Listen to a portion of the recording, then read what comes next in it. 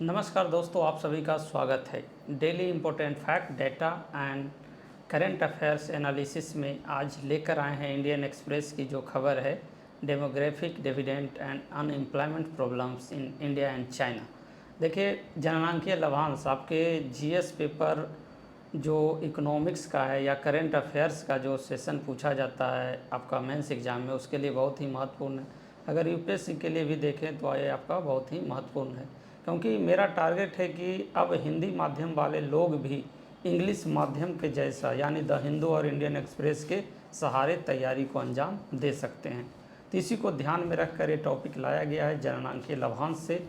अरे आपके एग्ज़ाम के लिए बहुत ही महत्वपूर्ण है और इसके अलावा बहुत सारे फैक्ट आपको एग्ज़ाम में देखने को मिलेंगे, जैसे प्री हो या ऐसे को लेकर। तो जननांकीय लाभांश भारत और चाइना, वही जो टॉपिक आपको इंडियन एक्सप्रेस में देखने को मिल रहा है उसी का ये सार है हिंदी में। चलिए, तो हाल ही में वर्ल्ड पॉपुलेशन रिव्यू ने दावा किया था कि भारत और चीन की आबादी क्रमशः 1.428 बिलियन और 1.425 बिलियन है।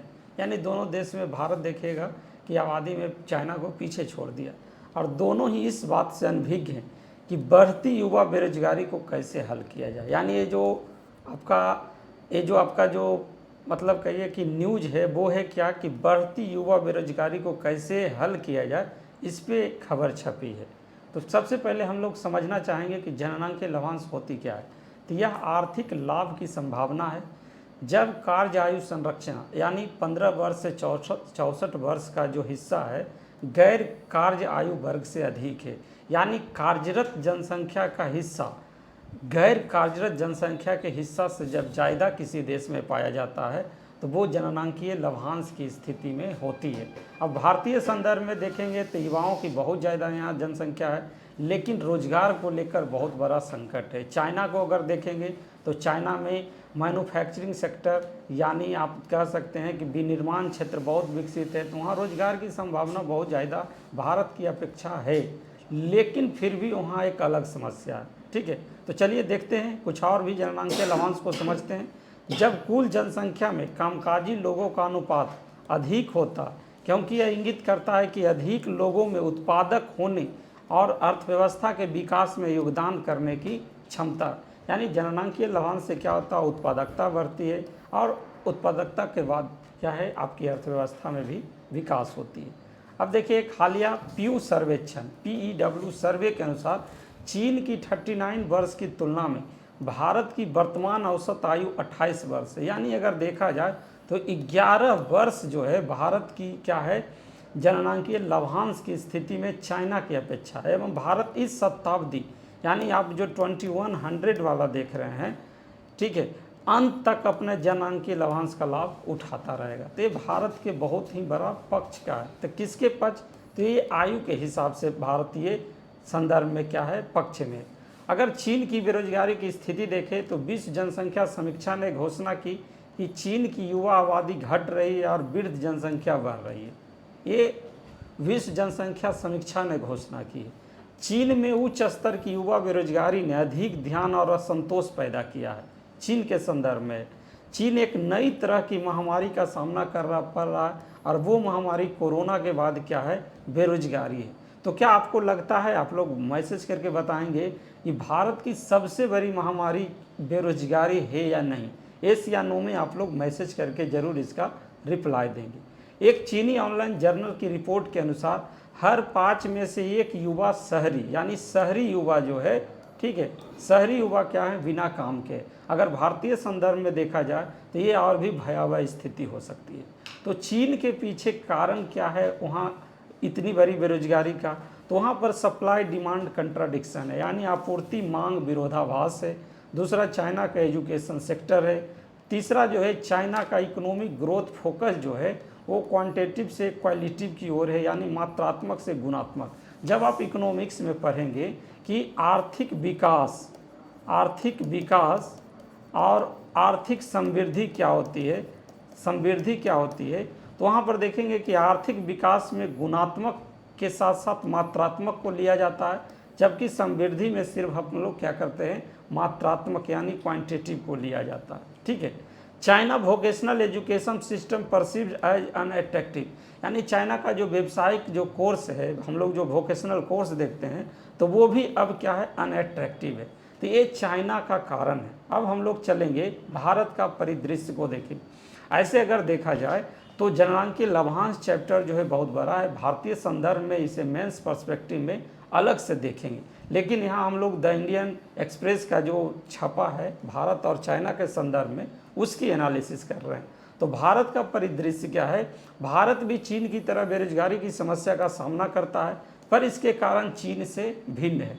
भारत को कुशल क्रमिकों, श्रमिकों और व्यवहारिक विशिष्टताओं की कमी का सामना करना पड़ रहा है। यानी अगर भारत और चाइना का तुलना देखेंगे तो भारत चाइना की अपेक्षा बहुत ही कम कुशल कार्मिक या श्रमिक हैं, और दूसरा व्यवहारिक विशिष्टता भी, स्पेशलाइजेशन भी इसको कम है, तो इसकी सामना ये कर रहा है। दूसरा क्या है कि नौकरी यहाँ क्यों नहीं मिल रहा है भारतीय युवाओं को, तो स्कूल छोड़ने वालों की संख्या बहुत ज़्यादा है। विश्वविद्यालयों में कला स्नातक, यानी सोचिए कितनी बड़ी भयावह स्थिति है। जॉब के लिए मारामारी है, बहुत लोग जॉब चाह रहे हैं, और हमारे बिहार ऐसे प्रदेशों में देखिएगा तो कला स्नातकों की संख्या बहुत ज़्यादा है। तो क्या आपको लगता है जॉब मिल जाएगी? बिल्कुल नहीं मिलेगी। तो इस पर भी सोचने की आवश्यकता है। निम्न श्रेणी के कॉलेजों से इंजीनियरों की भारी संख्या, मतलब यानी क्या है कि बहुत सारे कॉलेजों की स्थापना कर दी गई है, और वहाँ क्या है कि निम्न श्रेणी के, ये सबसे डिग्री दे रहे हैं, तो उनसे जो इंजीनियर निकल रहे हैं क्या उनको जॉब मिलेगी? ये जो कला स्नातक वाले हैं क्या उनको जॉब मिलेगी साइंस की अपेक्षा?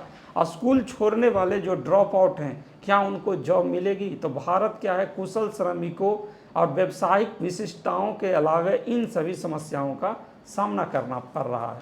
अगला देखिएगा, भारत में स्किलिंग यानी स्किल इंडिया, जो स्किलिंग से संबंधित मुद्दे क्या हैं?